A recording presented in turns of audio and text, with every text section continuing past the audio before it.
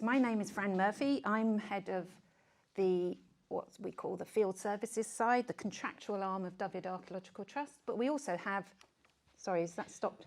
Can you still hear me? Tell me, raise your hand if you can't.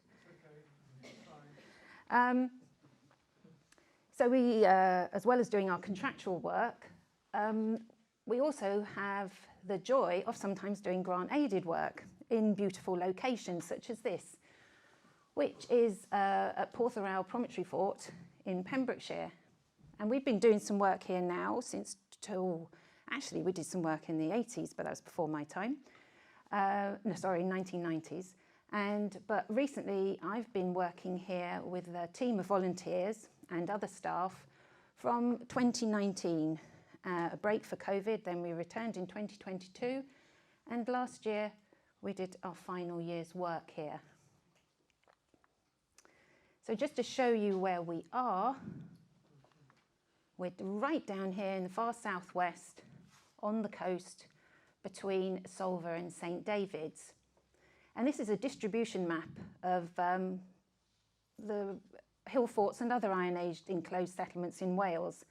And you can see some of the distribution is quite lowland, but you can see this lovely number of forts all along the coastline in Pembrokeshire. And one of the Porth Rhaw Promontory Fort this is Porth Rhaw Promontory Fort from the air. It's a Royal Commission's shot of Toby Drivers. And it shows the massive multi-valet defences that once defended this promontory of land out into the sea. As you can see, much of it has been eroded over time, and what we've lost is really the centre of the hill fort.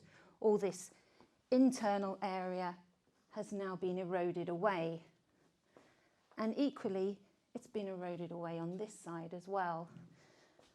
And we've been tracking its erosion, and we've lost about a metre on that side since our excavations in the 1990s, and a little more on this side here.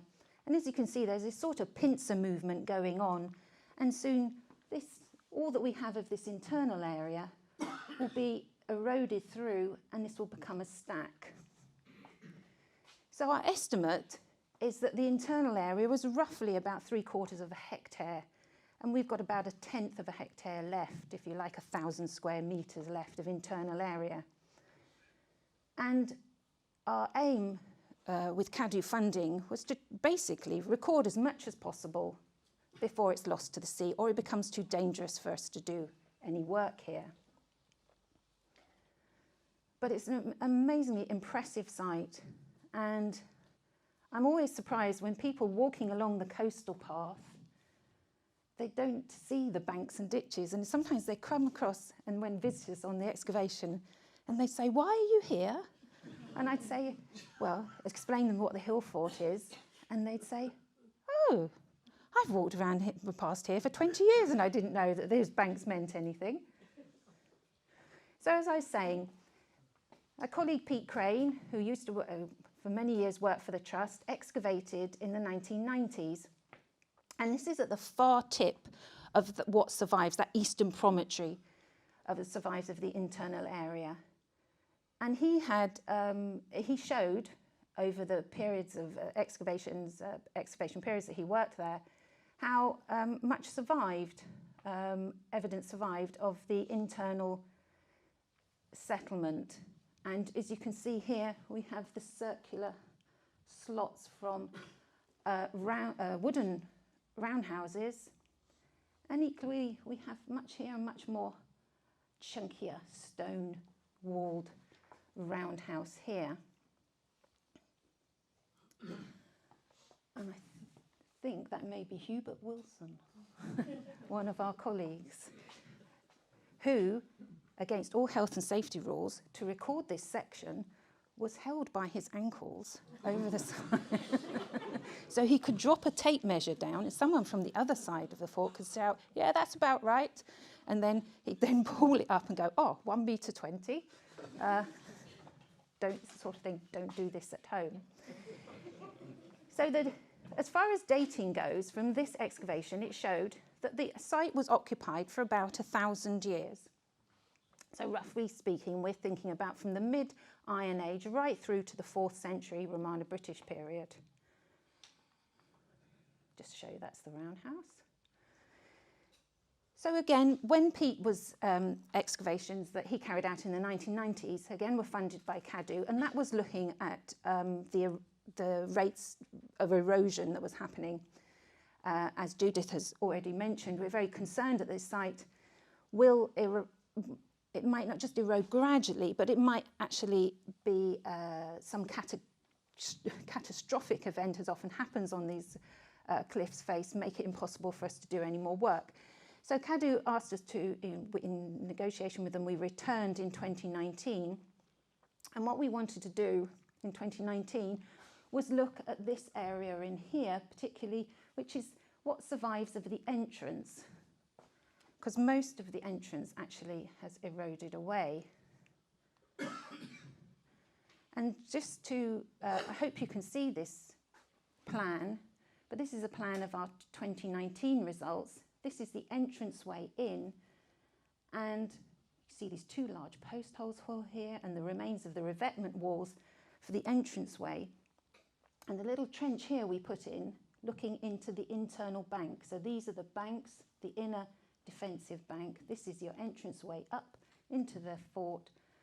And this is a little trench we put in here, looking at a depression in the inner bank, which we thought was possibly a gatehouse. That's what the entranceway looks like, as if you're leaving the fort. This is its last phase. This is what it looked like, or what survives of what it looked like before it went out of use. So if you can imagine, you would have walked through, and these walls would have stood at some height above you. And this is what survives. This is after that most of the stone has been robbed. So these large, huge boulders that acted as the base of the revetment walls have been left in.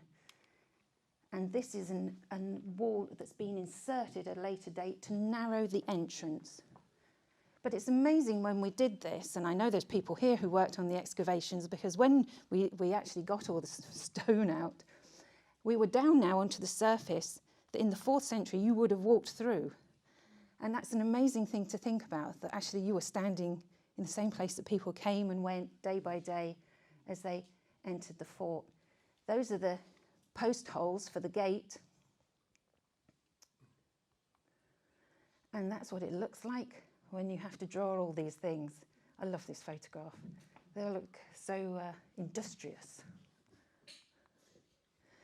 And in that little slot we put into the internal bank, we were a bit unsure of what we had found. We suggested it was a possible roundhouse, but there was no obvious floor. There was a little bit of evidence for metalworking, and our only find was a bit of quern stone. But that's where we had to leave it in 2019. It was only a 3-week excavation. We had to backfill the site, which is always a joy. And following on from a break for COVID, we came in 2021 and opened up the area further into the fort, expanding what we'd done in 2019 with this area here, looking particularly at the remains of that roundhouse. And what we found was that it had that inner bank had denuded, it had spread over time, and that the roundhouse had been built into the bank. And it had a lovely path and threshold stone leading into the little roundhouse. And that's the threshold stone, which is actually a bit of reused stone from elsewhere. We're unsure where or what its purpose was. We've got a lot of work to do in the post-excavation stage. And the path was made up from broken quern stones. And they're all quite, well, probably, I'm going to say 2nd to 4th century AD. On the other side, we had a real mess of features. It was so difficult to sort ourselves, to understand what we were looking at. But all I can say is that there were hints that we had quite interesting features. We just caught the edge of a little stone-lined pit in the trench section, and you must appreciate I'm scooting through the results of the trench, the 2021 to get to 2022. But just to say, all it highlighted was an awful lot of good stratigraphy, which is unusual on an Iron Age site, and there's a lot. This site has been well used. So 2022, we had an extension on our time from Cadw, so we were now given 5 weeks, which ultimately ended up being 7 weeks excavation, and the aim was to excavate completely the roundhouse that stone-walled roundhouse that Pete picked up in the 1990s. And this is what it looks like when you start. Underneath the turf is this very sterile clay, which has to all be hacked off. But then the roundhouse starts appearing. And when we emptied the backfill of Pete's trench, which runs along this edge, that's what he revealed in the 1990s. And you can see all this stone on the floor, this quite level stone. It shows you just the difference between opening a trench and opening a wider area, because his interpretation, understandably, was that it was a stone-lined floor. And I was really looking forward to this beautiful stone floor. It's actually a drain, and this is the floor, beaten earth floor. So that's what it looks like when it's fully revealed. And it's a joy on a beautiful sunny day like this to work in this sort of location. I have to say, when the southwesterly's blowing and the rain is hitting you in the face and the wheelbarrows are being nearly blown off the side of the cliff, it's not quite so.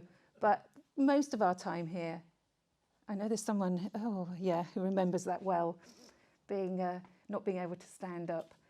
But so what we have here is a roundhouse that has been, it's about 12 metres in diameter. The walls roughly are about a metre thick. It has been dug into the slope somewhat in here on this side, and then that material has been placed here under to build it up, to create a very flat level platform. There are 2 entrances. The largest, the most prominent, is here with this huge threshold stone. And this, as you would have come up the entrance, you would have seen it right in front of you. It has a little back door over there, which is quite sweet. And it, I was going to say something and I've completely forgotten. But what I really like is that they had huge problems with water coming into the site, and over here is where they tried to manage that problem. But I'll say more about that. That's the main entrance to the roundhouse. And interestingly, again, they've used broken quernstones to patch up areas. So you can see the door jamb still in place and the 2 post holes for the door. It would have been a splayed entrance, so it's narrower internally to externally. And this is a little picture that Toby Driver, the Royal Commission, made of a very similar site at Dinas Dinthla, and that's his interpretation. So you can imagine this is the sort of structure you might have seen, many of them, if you can imagine that internal area covered in possible roundhouses as you came up through the entranceway. What we did have, as you can see, running around the internal circumference of the roundhouse was a drain, a beautifully constructed stone-capped drain that took water. It was just excavated, it had been created to just allow enough drop to take it all the way round and out. I have to get my north, south, east and west, roughly speaking to the west. Am I right? Yes, I think, yes.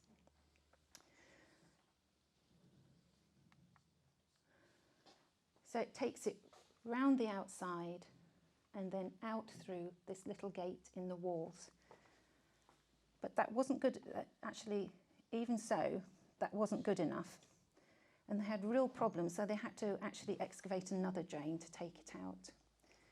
So this is a plan of the site by my colleague Hubert, and it shows the whole of the roundhouse as we exposed it. This is the drain that runs around, takes it out that way, and equally takes it out that way. That's a secondary drain that's inserted. But what was interesting was these, if you see, look at these bright red patches and the lighter pink. These are all, the lighter pink is incredibly thick, heat-affected clay. It's deposits of ash and clay, and the bright red is intensively heated, not burnt, but intensively heated areas of clay. And these are all hearths, little smithing hearths. And it's not smelting, this is smithing. This is the second phase of making your iron. I say in this case, probably most of the metalworking is in iron. There is some copper alloy, but most iron. And these are little tiny hearths which you would have had to have knelt down to operate. So probably yourself and one other person. And I'll show you a bit more later about how they worked. But it's unique to find this many hearths in one roundhouse. This was my favourite. This still has the little impressions in this intensively heated clay, if you like, this hearth cake, of where the crucibles sat. And the crucibles were quite tiny. We found fragments of them. They're all they're really quite small. And often next to the hearths, as it says, most of them are placed in the drier areas of the roundhouse, are often large stones which we believe are being used as anvils. And this is what, just give you an impression of what it would have been like. It would have been perhaps this one or this one. This is what a clay constructed bowl, which you would have had a hole in the side with a pair of bellows. You heat your charcoal up to as intense a heat as you can, and you work the little piece of bloom so you have one person on their knees, they take the object out, they beat it, it quench it, goes back in, and someone constantly working the bellows to heat that area up, to heat the coal up. So you're talking only about small objects, you're not talking large objects here, the creation of, but you can imagine with about 13 hearths, and some of these hearths have been replaced over time, they're being moved, they're being changed. But what you're getting the impression of, this isn't a house, this isn't a home, this is a workshop. This is where people, you can imagine the heat and the noise and it would have been, and if you can imagine a thatched roof, little light coming in, the only light you've got is from your fire, and you're working these small, producing these small objects. And I should have said that Pete's date for I think it's a second, oh God, now I can't remember. 4th century date comes from this roundhouse. What we also, in this clay that we found across site, is masses of slag, as you would expect, as a result of all this metalworking. And if you remember that picture, this picture here, this is what all that survives. It's the bottom part of that clay bowl, if you like, which are often called hearth cakes. And within that, we can still see metal objects coming out of it. I can't think of the word. So all this slag is collected. We have it all, and a lot of it is going to be X-rayed. So a lot of the corroded iron, and the slag will all be analysed, and we'll have a much better understanding of what it is they're producing here. This is, I know you can't, well, might not believe me, but this is one of the better corroded objects. But you can see it's got a little point, and then it comes out. And actually that's a bit of corrosion, and it comes out here. A bit like, you know, if you were the top of an iron railing, like a little fleur-de-lis, that's what we had. We had quite a few of those. But hopefully X-rays will tell us far more. But Tim Young from Cardiff University, who is an expert on slags, he came out to see the site, and he was astounded. He said he's never seen a roundhouse with so many smithing hearths. And I made the mistake of saying smelting, and he went, oh, no, no, no. Smithing, Fran, smithing. This is not smelting. They're smelting elsewhere, but what is interesting is that there is no local source for iron ore, so they're importing this to work on. Again, this is the remains of your hearth, and here are the anvils that you're working on, and you can see the peck marks in that one. So we do have other finds, not just slag, not just huge amounts of slag, but occasionally, you know, something to indicate what other life is going on in the settlement. A little glass bead, a spindle whorl, a stamped rim of an amphora. But it just shows you just the activity that's going on in this site. You know, we often sort of imagine, I don't know, the sort of agricultural, farming that's going on in the time with the someone leading 2 oxen. You often see a picture of someone leading 2 oxen across a field with a roundhouse in the back. But this is really industrial stuff going on here. And we had hints of this in the earlier excavations. We had hints of metalworking. And Pete found it as well. But what we also is amazingly interesting on a site, an Iron Age site, is that this, is our roundhouse. But all around here, we had evidence of much earlier activity. So this is our roundhouse. But this is everything that preceded it. Often this roundhouse cuts lots of this activity, including a much earlier roundhouse, whose doorway is here. This is the edge of the cliff, and this is the edge, so you can see how close we are. And what is interesting and love about this one is it goes underneath the inner bank. So this is your inner bank coming round, and we excavated part into it. And this roundhouse actually is covered by the inner bank. And we could not make head nor tail of the section. And what we imagined we should be looking at, we kept cutting it back, and it didn't get any better. So what this is showing us is that our idea about how the defences were constructed and their date is probably wrong. And we need to rethink this considerably. And hopefully, when we go into the post-excavation stage next financial year, and we can start in the next 2 years, radiocarbon dating will help us establish a better phasing for the site. What I do like is the earliest feature on site is that one, bizarrely. It's a little gully, very straight, with a butt end on this south edge. And in it was right at the end was a large stone, and under that stone was a cache of slingshots. Why? I don't know, but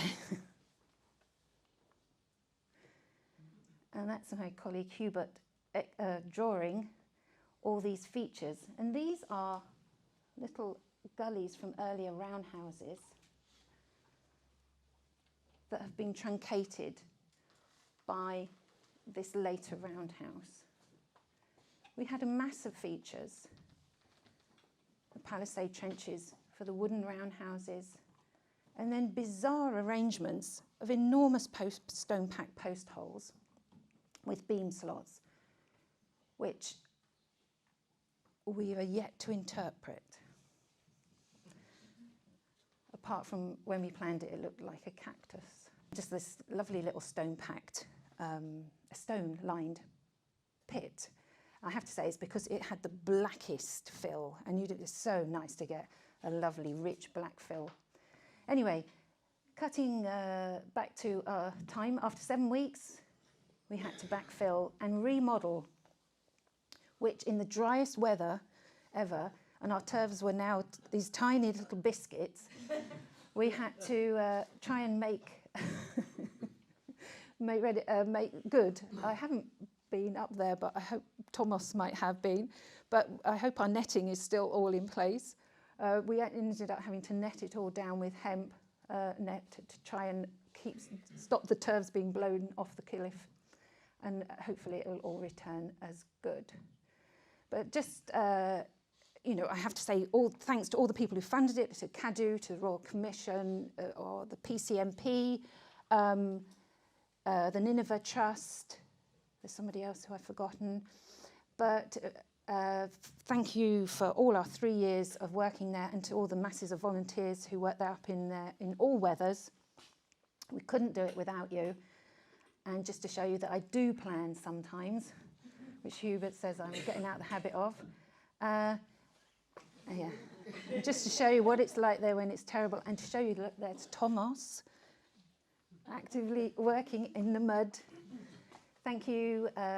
Yes, so what we're now doing, we're coming to the end of our excavations, and it's the post-excavation stage. So CADU always fund our post-excavation to write up and undertake all our analysis. And over the next 2 years, we will be doing that. And hopefully we'll have a much more comprehensive story to tell about what was happening at Porth promontory fort. I should mention, just quickly, that equally, as well as this excavation going on, we have done other work outside the fort, including field walking and geophysical survey, trying to form a more comprehensive picture of how the settlement would have worked within the landscape. Because it's always easy to look inside, but you've got to look outside as well. And that all that information put together will tell us so much more for the future. Thank you very much.